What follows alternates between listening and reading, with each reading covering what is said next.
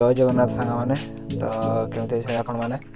तो आज मुझे बाहरी पड़ी कैंटीन को जावाई खावाई कारण आम आज मेस रंधा है कारण गैस खराब हो तो अभी आम रास्तार बाहरी पड़ू कैंटीन को विनय आ सान भाई चलती आगे तो अभी आम यूनिवर्सिटी गेट पाखे पहुँची गलु एंट्री करिया तो से भाई मैंने आगु आसिक खाई सारी एठार गप मार्च आओ भाई कहले कि बहुत भीड़ होती कैंटीन रे तो अभी आम कैंटीन रे पहुँची जाइछु कैंटीन भी बहुत भीड़ होती तो आम खाइबाटी आसी जाइए आम फटाफट खाऊँ तो मोर खिया सरीगला मैंने खाई सारे आमर विनय पेमेंट कर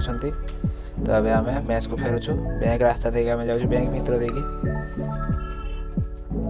तो गाइज मुझे आसी शोई पड़ी तो टाटा बाय बाय गाइज आप पुणी थे देखा नुआ वीडियो रे।